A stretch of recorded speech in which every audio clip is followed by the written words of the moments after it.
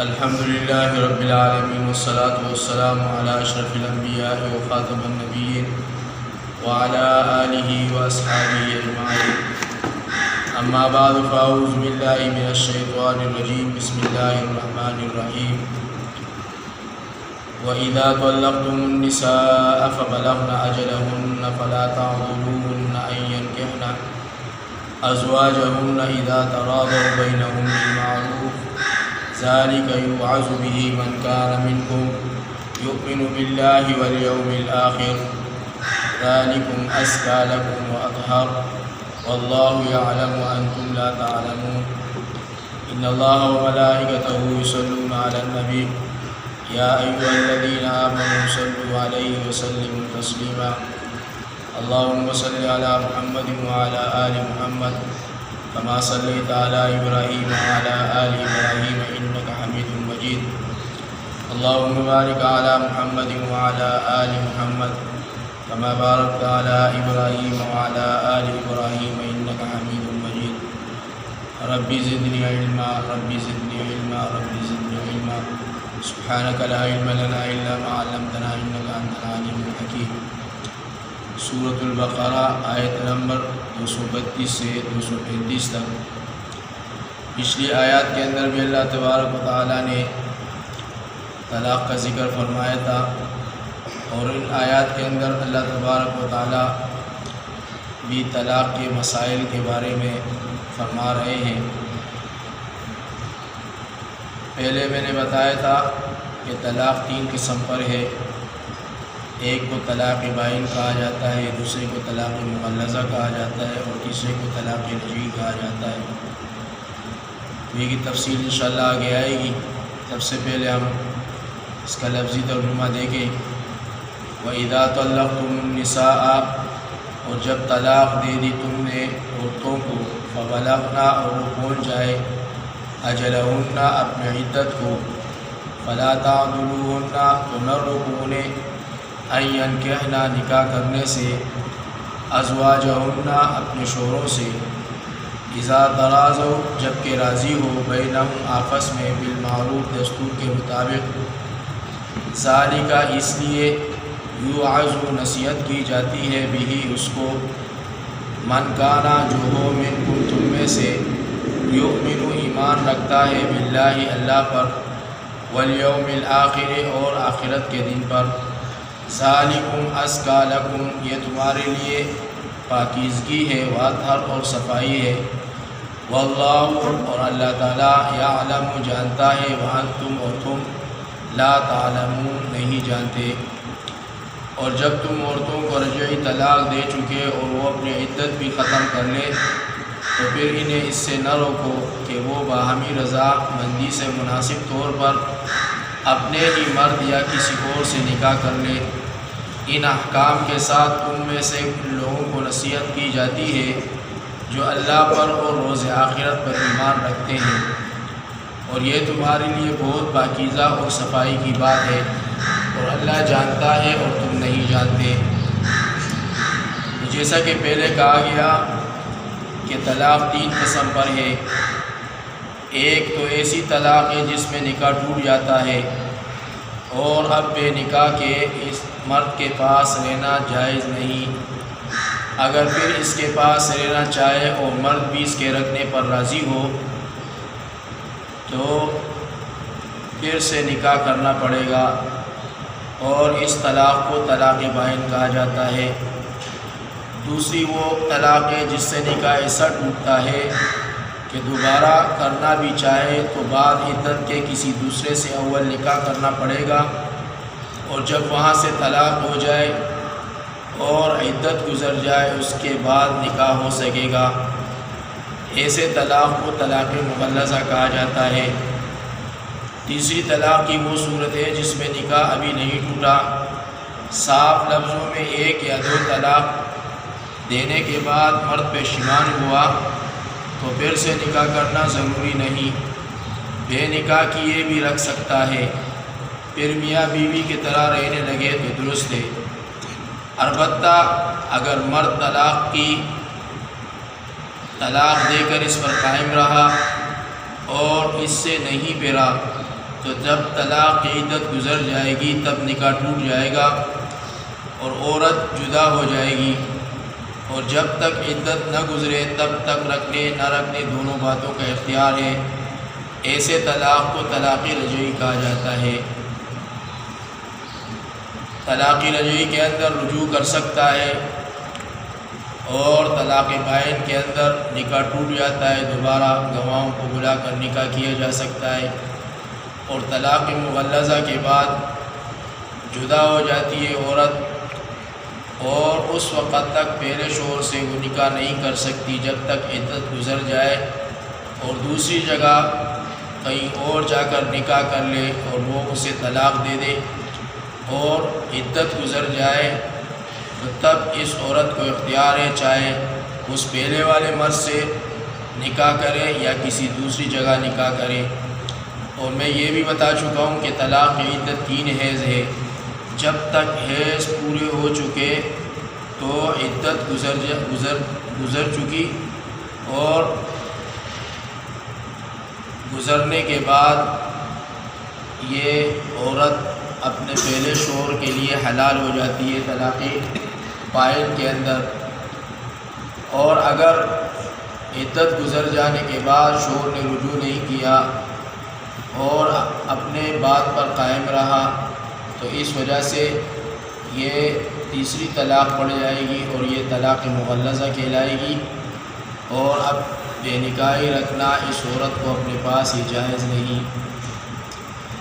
والوالدات، اور مائیں یرضعن دودھ پلائے اولادہن اپنے بچوں کو حولین 2 برس کاملین پورے، لمن ارادہ اس کے لیے جو چاہے، ان یتم پورا کرنا، الرضاعۃ دودھ پلانے کی مدت کو،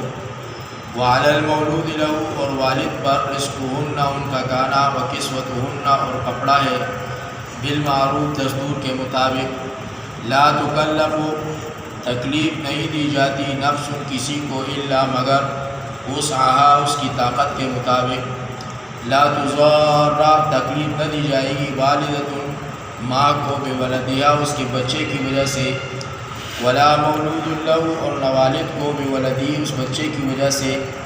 وعلی الوارث اور وارث کے لیے بھی، مثل ذالک ایسا ہی حکم ہے، فإن ارادہ پھر اگر دونوں چاہے، فصالا دودھ چھڑانا،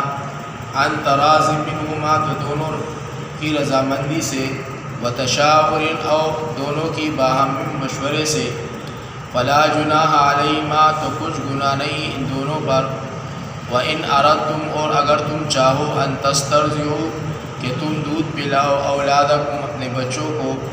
فلا جناح علیکم تو بھی کوئی حرج نہیں تم پر، اذا سلمتم جبکہ دے دو تم دایا کو، ما آتے تم جو دینا مقرر کیا ہے تم نے، بالمعروف موافق دستور کے مطابق، واتقوا اللہ اور ڈرو اللہ سے، وَاعْلَمُوا اور جان لو، ان اللہ کہ اللہ تعالیٰ، بما تعملون اس کو جو تم کرتے ہو، خوب بصیر خوب دیکھتا ہے۔ اور مائیں اپنے بچوں کو پورے 2 سال دودھ پلائے، یہ مدت اس کے لیے ہے جو پوری مدت دودھ پلانا چاہے، اور باپ پر فرض ہے کہ وہ بچے کی ماں کے کھانے پینے کا، جبکہ وہ مطلقہ ہونے کی صورت میں ہے، مناسب انتظام کرے۔ کسی شخص کو بھی اس کی بساط سے بڑھ کر تکلیف نہیں دی جاتی، ماں کو اس کے بچے کی وجہ سے یا باپ کو اس کے بچے کی وجہ سے نقصان نہ پہنچایا جائے، اور یہی احکام بچوں کی وارثوں پر بھی عائد ہوتے ہیں۔ پھر اگر باہمی رضامندی اور مشورے سے قبل از وقت دودھ چھڑانا چاہے تو اس میں بھی ان پر کوئی گناہ نہیں، اور اگر تم چاہو کہ اپنی اولاد کو کسی دوسری عورت سے دودھ پلاؤ تو اس میں بھی کوئی گناہ نہیں، شرط یہ ہے کہ تم نے جو کچھ دینا مقرر کیا تھا وہ دستور کے مطابق انہیں دے دو، اور ہر حال میں اللہ سے ڈرو اور یقین جانو کہ اللہ تعالیٰ تمہارے ان اعمال کو جو تم کر رہے ہو خوب دیکھ رہا ہے۔ یہاں یہ رضاعت کا مسئلہ ہے کہ جب بچہ پیدا ہوتا ہے تو ماں پر اپنے بچے کو دودھ پلانا واجب ہے، اور دودھ پلانے کی مدت کتنی ہے؟ زیادہ سے زیادہ 2 برس، اور 2 سال کے بعد دودھ پلانا حرام ہے۔ اگر بچہ 2 برس سے پہلے کھانا پینے لگے تو اس وجہ سے 2 برس سے پہلے دودھ چھڑانا یہ درست ہے۔ اور اگر ماں اپنا دودھ نہ پلائے، کسی دایا وغیرہ کے حوالے کرے تو اس کی اجرت بھی دی جائے، اور اس کی اجرت باپ پر ہے، اور اسی طرح ٹھیک طریقے سے اس کی اجرت دی جائے، اور دایا کے پاس بھی دودھ پلانا یہ بھی جائز ہے، اور دایا کو جو مقرر کیا ہے وہ موافق کے دستور کے مطابق اس کو دیا جائے، اور ہر حال میں اللہ سے ڈرتے رہنا چاہیے۔ والذین، اور جو لوگ یتوفون مر جائے منکم تم میں سے، ویذرون، اور چھوڑ جائے ازواجن اپنی بیویاں، یتربصن، وہ بیویاں انتظار کرے بانفسہن اپنے اوپر 4 اشہر 4 مہینے وعشرہ 10 دن، فاذا بلغنا، پھر جب وہ پوری کر لے اجلہن اپنی عدت کو، فلا جناح علیکم، تو کوئی گناہ نہیں تم پر، فیما فعلنا، اس میں جو فیصلہ وہ کرے، فی انفسہن اپنے حق میں، بالمعروف دستور کے مطابق، واللہ، اور اللہ تعالیٰ، بما اس سے، تعملون جو تم کرتے ہو، خبیر، خوب خبردار ہے۔ اور تم میں سے جو لوگ فوت ہو جائے اور بیویاں پیچھے چھوڑ جائے، ان کی بیویوں کو چاہیے کہ وہ 4 ماہ 10 دن تک اپنے آپ کو نکاح سے روکے رکھے، پھر جب یہ عدت پوری کر چکی تو تم پر اس کا کارروائی میں کوئی گناہ نہیں، جو وہ جائز طریقے سے نکاح کر لے، اور اللہ تعالیٰ تمہارے اعمال سے پوری طرح باخبر ہے۔ تو اسی لیے جس عورت کا شوہر مر جائے تو 4 مہینے 10 دن تک وہ عدت گزارے، اور عدت کے بعد جہاں چاہے اپنا نکاح کر لے، اور اسی طرح اگر نکاح نہ بھی کرے اور پاک دامنی کی زندگی گزارنا چاہے تب بھی شریعت نے اجازت دی ہے، لیکن عدت کے دوران کہیں دوسری جگہ نکاح کرنا یہ اس کے لیے جائز نہیں۔ ولا جناح علیکم، اور نہیں گناہ تم پر، فیما اس میں، عرضتم کی اشارہ کر دو، من خطبت النساء نکاح کا ان بیوہ عورتوں سے، او اکننتم، یا چھپاؤ تم اس کو، فی انفسکم اپنے دل میں، علم اللہ، اور اللہ جانتا ہے، انکم کہ تم، ستذکرونہن ضرور ذکر کرو گے ان کا، ولیکن لا تواعدوہن لیکن نہ کرو وعدہ نکاح کا اس سے، سرًا مخفی طور پر، الا مگر، ان تقولوا یہ کہ یہ کہو، قولا معروفہ بات مناسب، ولا تعزموا اور تم عزم نہ کرو، عقدۃ النکاح عقد نکاح کا، حتیٰ اس وقت تک یبلغ الکتاب کہ پہنچ جائے عدت اجلہ مقرر وقت تک، وَاعْلَمُوا اور جان لو، ان اللہ کہ اللہ تعالیٰ جانتا ہے، یعلم یعنی وہ جانتا ہے، ما جو کچھ فی انفسکم تمہارے دلوں میں ہے، فاحذروا بس اسی سے ڈرتے رہو، وَاعْلَمُوا اور جان لو، ان اللہ کہ اللہ تعالیٰ غفور حلیم بڑا بخشنے والا اور بردبار ہے۔ اسی طرح اور اس میں بھی تم پر کوئی گناہ نہیں اگر تم عدت کے اندر ایسی عورتوں سے اشارتاً نکاح کا خیال ظاہر کرو یا اپنے دل میں نکاح کی خواہش پوشیدہ رکھو، اللہ کو معلوم ہے کہ تمہیں ان کا یہ خیال ضرور آئے گا، لیکن مخفی طور پر ان سے کوئی وعدہ نہ لو، ہاں جائز طور پر ان سے کوئی بات کہہ سکتے ہو، اور وہ اس وقت تک عقد نکاح قصد نہ کرو جب تک کہ عدت پوری نہ ہو جائے، اور اس بات کو اچھی طرح جان لو کہ اللہ کو ان سب باتوں کا علم ہے جو تمہارے دلوں میں ہے، بس اس سے ڈرتے رہو اور یقین جانو کہ اللہ بڑا بخشنے والا اور نہایت تحمل کرنے والا ہے۔ اللہ تبارک و تعالیٰ ہمیں عمل کی توفیق عطا فرمائے۔